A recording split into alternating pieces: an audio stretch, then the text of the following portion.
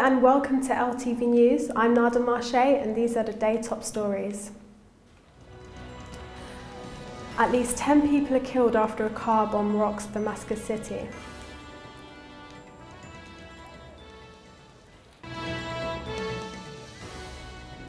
"13 people are dead as Hurricane Sandy slams into the Houston, US.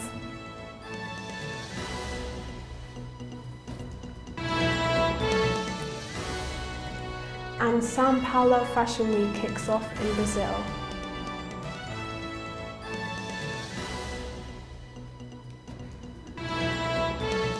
Let's start with some news from the Middle East.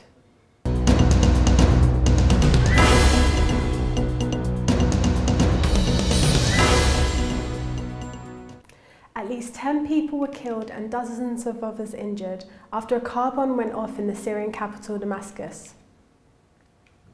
Witnesses said earlier that another blast rocked Al Rawda Street in Jaramana. The blast site is 200 metres away from an area police station and a branch of the ruling Al-Ba'ath party.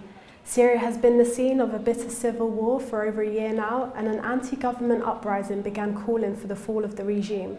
It's believed that more than 20,000 people have been killed so far. Thousands of Muslim pilgrims walked around the Holy Kaaba stone in the Grand Mosque complex in Mecca to perform the farewell tawaf ritual as the year's Hajj neared its end. Pilgrims also performed the holy ritual of drinking holy Zamzam water.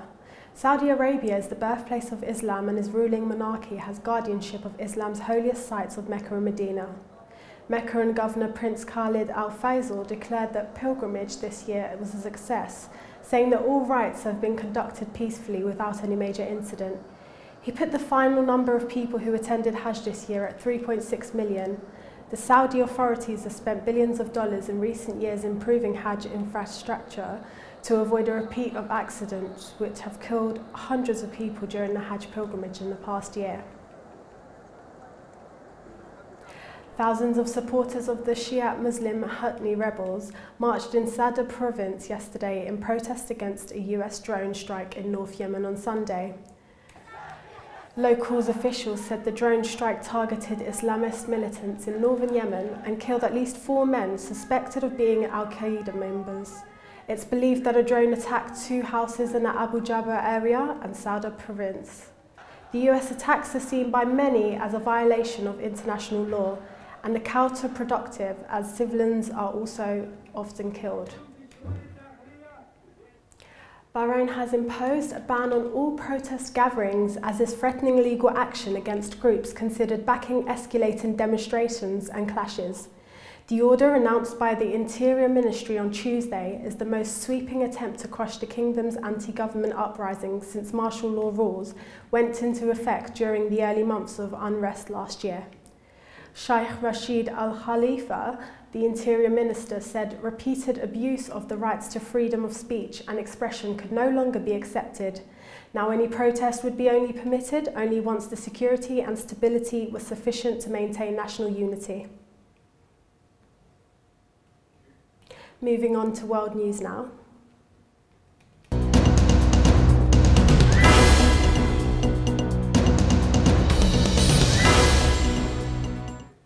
Sandy, one of the biggest storms ever to hit the United States, swamping New York City streets with record levels of floodwater, blacking out power to millions of people and bringing transportation to a halt through much of the region.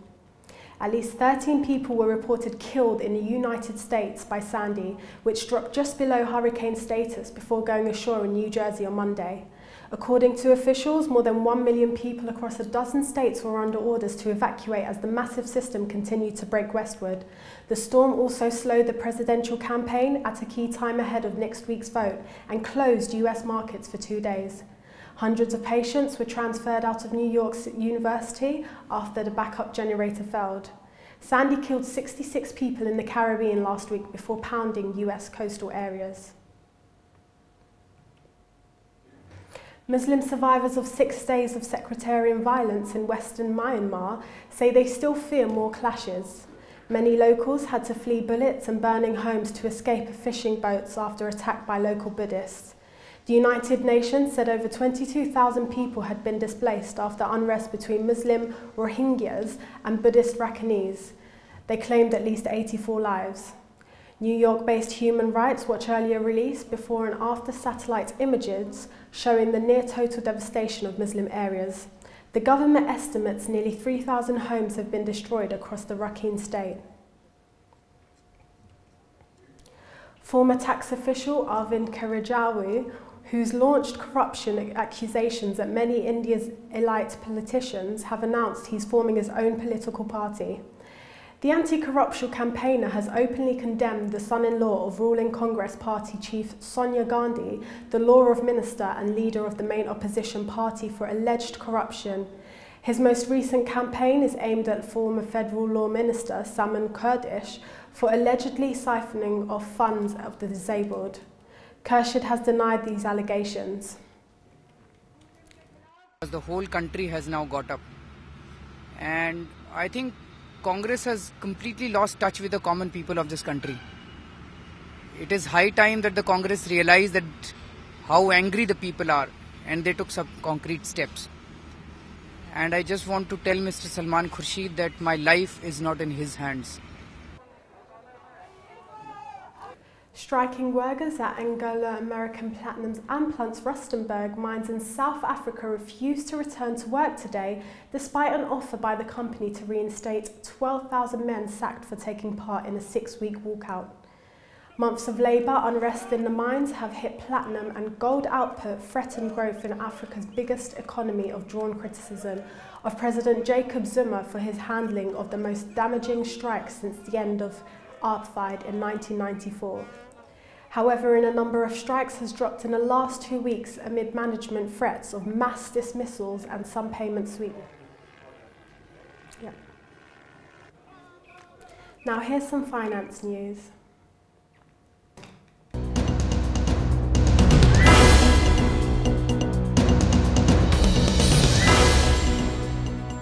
UBS has unveiled plans to wind down the fixed income business and fire 10,000 bankers in one of the biggest bonfires since finance jobs left the implosion of Lehman Brothers in 2008.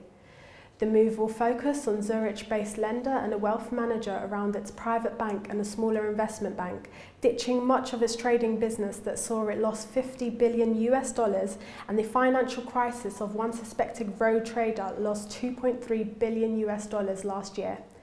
The expected UBS cuts will add to existing cuts of 3,500 jobs, part of the tens of thousands of jobs the financial sector has shed globally since the financial crisis of 2008.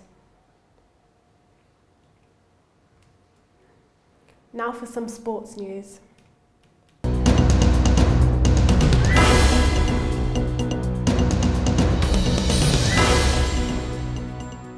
The English Football Association was waiting to receive an official complaint from Chelsea after the club accused referee Mark Clattenburg of verbally abusing 2 of its players on Sunday's defeat by Manchester United.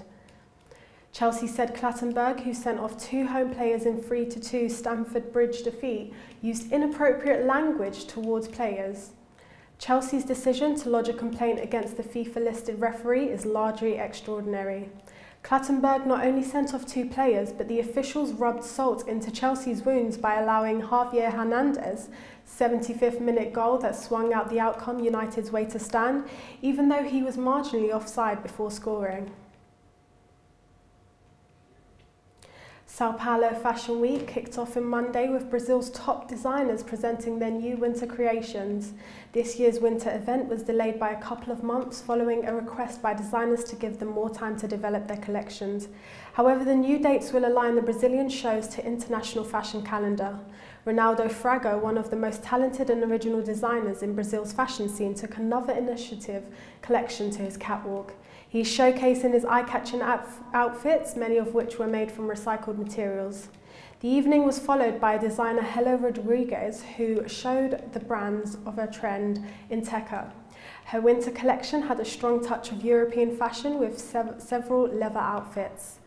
29 designers will showcase their collections throughout the 4-day event, including Tufideg, João Pimenta, Colchi and Alexandra Herkovich. Brazil is Latin America's biggest economy and is one of the world's fastest growing fashion industries. That brings us to the end of today's news, but before we go, let's take a look back at the day's top stories. At least 10 people are killed after a car bomb rocks Damascus city.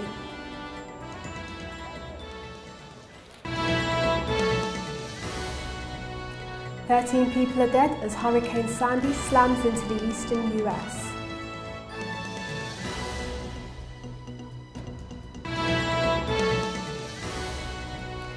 And Sao Paulo Fashion Week kicks off in Brazil.